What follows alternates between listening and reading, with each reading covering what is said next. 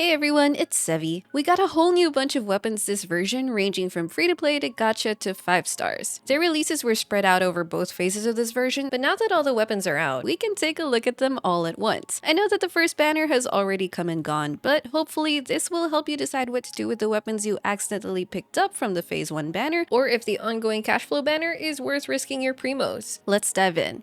First up, let's talk about the Tome of the Eternal Flow, Neuvillette signature weapon. It comes with a low base attack of 542, but a high crit damage substat of 88.2%. Its passive gives additional HP, then when the user's HP increases or decreases, it buffs charge attack damage, and at max stacks, also restores energy. The way it benefits Neuvillette is very clear. He doesn't have much use for attack stats, so the low base attack isn't detrimental to him, and the huge crit damage substat benefits his damage very well. He has his own HP manipulation mechanics, so he can easily proc the passive to buff his charge attack hose and restore energy. But let's say you weren't able to get Neuvillette, or were actually pulling for Homa instead and got stuck with an accidental fate point or two. Who can you give this big blue book to? To start, it can at the very least be used as a crit stat stick. That 88% crit damage is very hefty, so Catalyst DPSs will generally appreciate that. Most Catalyst DPSs are attack scaling, making its low base attack a bit less appealing, but that can be compensated by comping the user with Bennett anyway. As for its passive, its main limitation is that it needs the user's HP to increase or decrease, and HP draining mechanics are so far unique to Fontaine units. Our second new Catalyst user, Risley, can trigger the passive quite easily. Just remember that the Tome only buffs charge attacks, whereas Risley's playstyle can range from normal attack combos to a mix of normal and charged attacks, so you may want to adjust his combos to better maximize the Tome's buff if you're using it on him. Among non-Fontainians, you would want the user to be comped with a healer instead of a shielder, so they can take damage and recover it instead of completely preventing it. Catalyst healers at least can already do that for themselves, and you could unironically give it to a DPS Barbara. There's also DPS Baiju and Kokomi, but good luck building crit rate on Kokomi. Among everyone else, there are some Catalyst units that incorporate charged attacks in their playstyles, and the additional energy is a nice plus to have. Characters like Yanfei, Klee, charge attack spam Wanderer, Vape Mona, even aggravate Lisa or Yae if you weave in charge attacks while on field. But if charge attacks aren't a major portion of the character's kit, like for Lisa for example, the Tome may end up being close in power to a Widsith, albeit a bit more consistent in its buff and uptime. And again, these units can't manipulate their own HP, making healers necessary until a new mechanic or character can help them in that regard.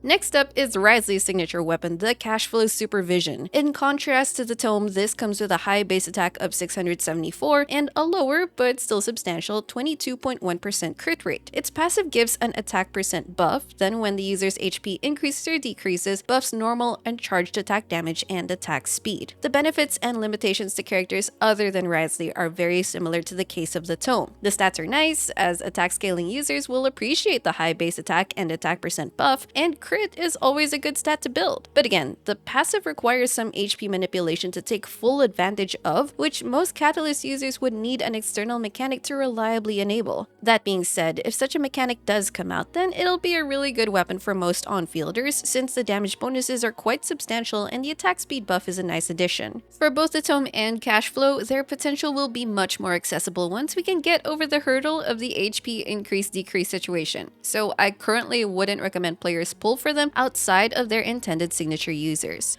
Moving on to 4 stars, we have the free-to-play event weapon Ballad of the Boundless Blue. Its base attack is on the higher end for a 4-star, and its ER substat can be helpful to energy-hungry users. Its passive is DPS-oriented and very easy to proc, since when normal or charged attacks hit opponents, both normal and charged attacks get buffed. None of the HP increase-decrease stuff here, which makes it a very good generalist DPS weapon. It's a good baseline F2P option for both Neuvillette and Risley, and though they have their craftable alternatives of Prototype Amber and Flowing Purity respectively, those will want multiple billets to realize their full power, whereas Ballad's refinements are given for free. Outside of those users, it's a relatively flexible weapon, though some units will appreciate the extra ER more than others, like Lisa and Yanfei, who have moderate ER needs even when played on field. If you're an older player, you may already have better gacha options, like Favonius if you're focusing on ER, or Widsith if focusing on DPS. If you already have a lot of options available, there isn't much need to build this weapon, but it's a great pickup for new players who may still be building their Catalyst arsenal.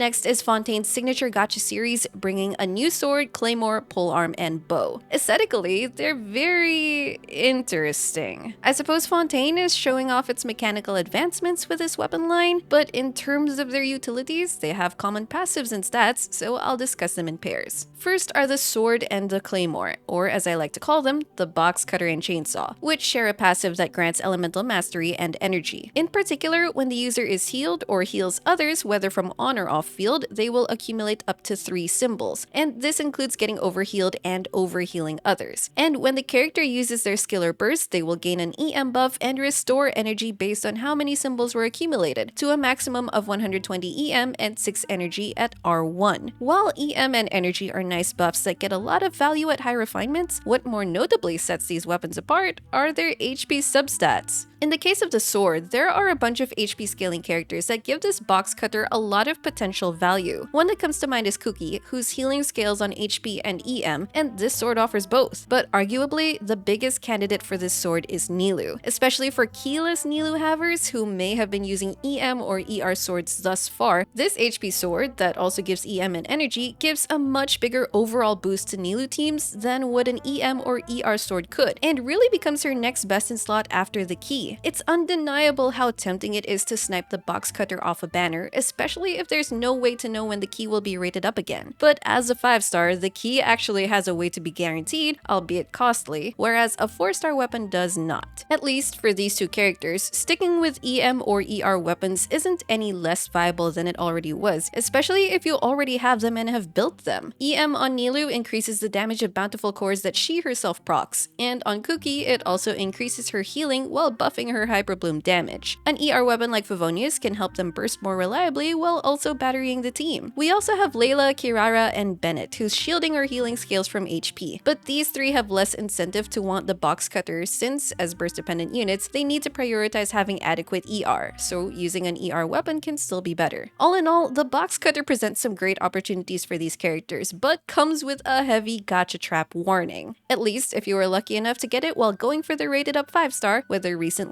or in the future, you have several options for who to give it to. Unfortunately, the claymore currently isn't as useful. The only claymore users who could use the HP substat are Dori and Dia. Dori is quite energy hungry, so I would still sooner recommend Favonius or Sack Greatsword, and Dia would still prefer an attack or crit weapon if you're building her for damage at C0. If you're building Dia as an HP tank support, then that's a better use case, as she just wants more HP to soak up damage, and her burst doesn't contribute to that, so building ER isn't as necessary. But if you're not a Dori or a Dia user, it may be some time until this chainsaw gets to saw through any enemies. The second pair of weapons is the Prospector's Drill and Range Gauge, which both have high base attacks and attack percent substats. The passive's mechanics are very similar to the previous pair, requiring on-field or off-field healing or overhealing to accumulate symbols, and a skill or burst to consume them, except the buffs here are a maximum of 9% attack and 21% elemental damage bonus at R1. Being attack percent weapons with an elemental damage bonus buff makes these weapons much more generally useful, given that the healing conditions are fulfilled of course, but those conditions may have some considerations as well. Take Polearm Archon Xiangling for example. Though paired with Bennett, the extra attack the Polearm gives isn't useless, and she definitely likes elemental damage bonus. However, consider that Bennett only heals the character if they're below 70% HP, and if you're managing your team's HP well enough, Xiangling may not even get 3 ticks of Bennett's healing due to crossing that 70% HP threshold too fast, and therefore may not get a whole lot of the damage bonus. In the case of Linny, who has an HP increase-decrease mechanic, but is also commonly comped with Bennett, this can affect his rotation. Instead of using Linny's burst and skill at the end, he would want to use it at the start of his field time to consume the symbols and activate the buff, then reaccumulate the symbols while on field. You could consider another scenario with Fischl, who also doesn't take a lot of field time, but isn't as attached to Bennett. So in order to accumulate symbols despite Fischl's very short field time, you would want to use healers that can do full party healing. All this to say that if you decide to equip these on a character, make sure your team setup and rotations actually enable stacking and consuming the passive so that it's not wasted. Generally though, they're nice weapons to have and refine over time since the buffs are quite universally useful. You can equip them on any of your attack scaling damage dealers if they're lacking weapons, but they're not really game-changing or significantly stand out against other gacha or battle pass weapons we already have available. And again, it's definitely a huge risk purposely trying to snipe them off a weapon banner if you're not aiming for the 5 stars in the first place. And that's it for this weapon roundup. Let me know how your weapon banner pulls went down in the comments and who you ended up giving your new weapons to if you got any. If this video helped you out, don't forget to leave a like, consider subscribing to my channel if you haven't already, and I will see you all soon.